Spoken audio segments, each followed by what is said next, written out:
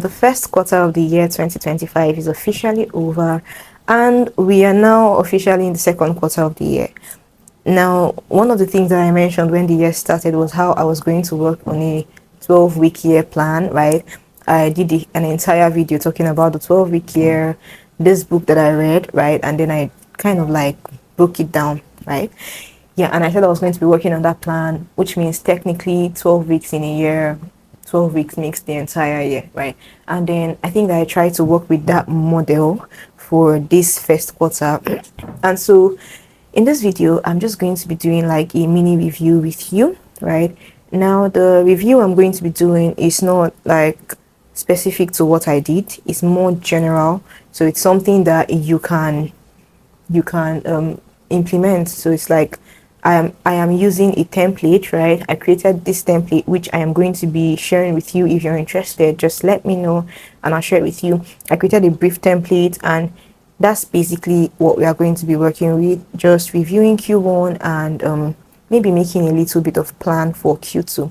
So if you are someone that is not big on goal setting, then I'm going to have to stop here to say that I feel like that's one of the things you should implement in this new quarter, right? Because when you do not have a goal, you just leave things open-minded, so you can easily sway here and there and just let's see how it goes. And that's not really ideal if you have something planned, if you have a structure. So it's better for you to have a structure and know, okay, this is what I want to achieve. You set something, and even if you don't hit it, at least you have like a landmark. You have something to compare, something that you are looking up to. Even if you do not hit it, it's better than being open and just waiting for anything to happen, right? So in this video, I'm going to just be doing that with you. So if you are someone that's looking to start being more structured, start organizing your life better, organizing your goals better, then you want to watch this video. I think it's going to be kind of long, but not really long. But yeah, I feel like it's value, so you should totally watch it. So yes, let's get into the video. Basically, it's called Q2 Goal Getter Planner, and Q2 is from April to June 2025, right? So the first thing we are starting with is reflecting on Q1, right? So how do you know how well you did in Q1? How do you know if you hit your goals? How do you know what to even plan for in the next quarter? The first thing you need to do is, of course, review what you did in the first quarter, right? So typically a lot of people might have set goals for Q1 from January to March, and they're like, oh, this is what I want to achieve, this is what I want to do, this is what I want to avoid, this is what I want to stop. Those are the goals you set for yourself. Now, the first thing you want to do during this review is reflect on those goals you set, right? What were my wins? These are some questions you can ask yourself. What were my wins in Q2?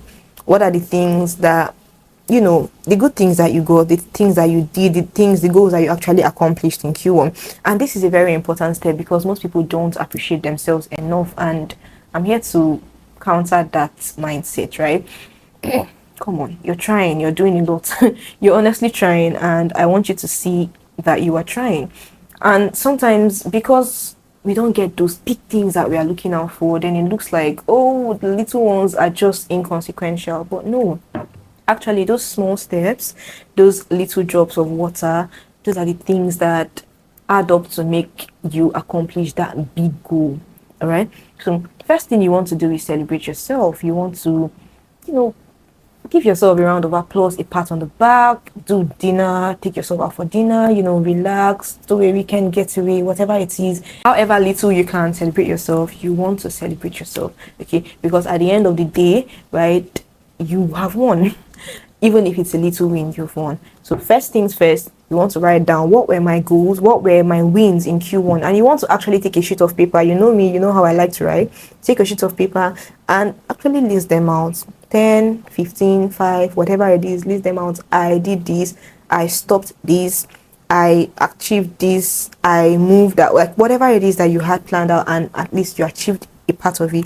You want to list them out. That's the first thing you want to do, right? Then still under reflecting on Q1, you want to also check out things go as planned and why. Now, of course, there are things that wouldn't go the way you planned them to go. So you wanted to do this and you weren't able to do it. That's something that didn't go as planned. So you want to list that out. on a separate page, what did not go as planned, and then most importantly, you want to find out why. And this is the moment of truth. It's you and yourself and your life, so there's no reason to be dishonest. So you want to find out what didn't go as planned. Why didn't I make this amount of money that I said I was going to make? What exactly, what happened, right? It's very important you know the why. Okay, so that's the second thing. Now the third thing you want to do is, what do I want to improve or change in Q2? Now that you know the things you did, the things you didn't do, what are the things you want to improve? What are the things you want to make better in the second quarter? All right. By the time you've done all of this, you would have reflected on your first quarter. Okay, and now with that reflection in mind, you're ready to move on to planning for the next quarter.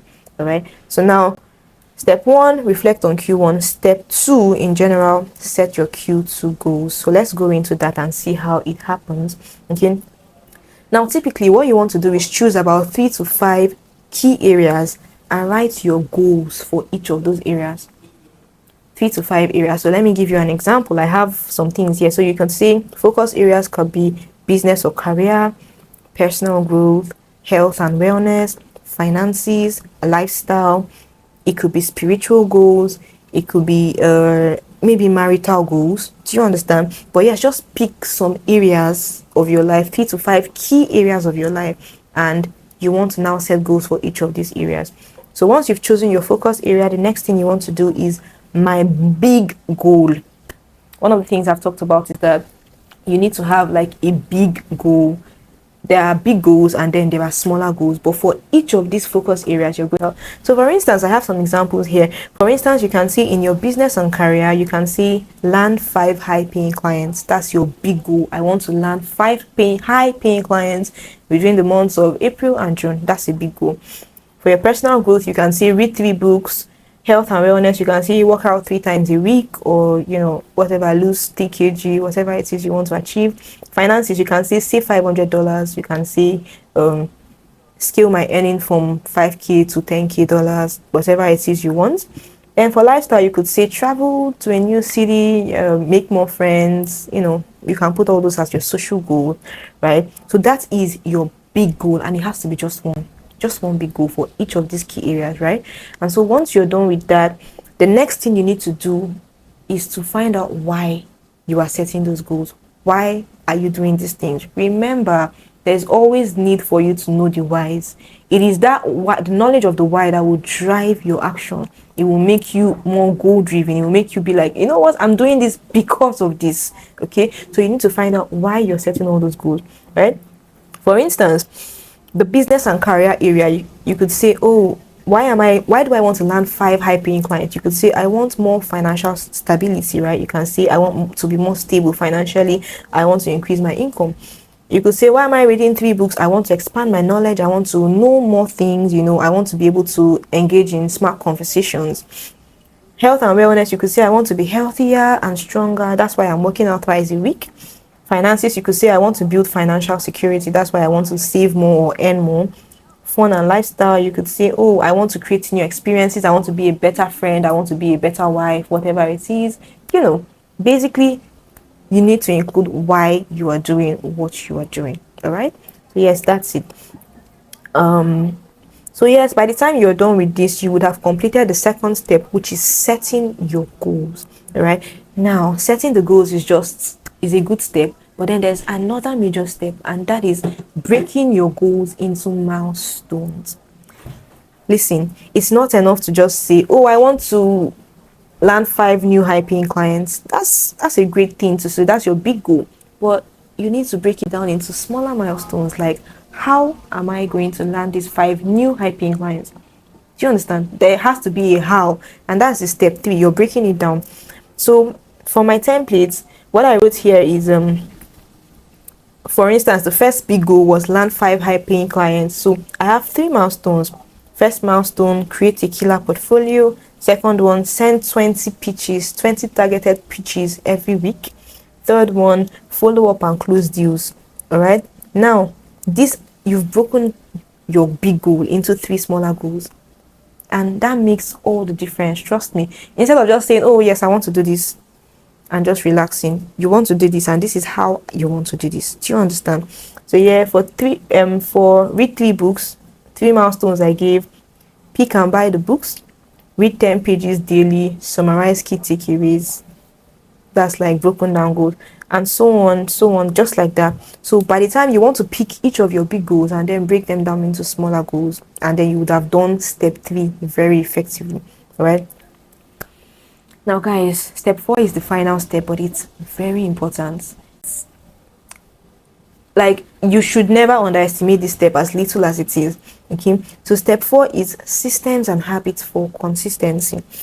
Because one thing I've noticed is that it's very easy to talk, set goals, you're all pumped up, I'm ready to do this. But then at the end of the day, you find out that your energy starts to reduce, and then there's no push, there's no motivation. And before you know it, you don't do anything again. You just let it slide.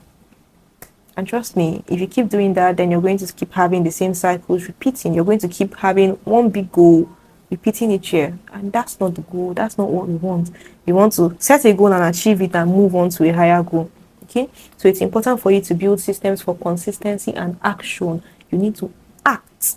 Okay, so some of the things you can do, right, to stay consistent.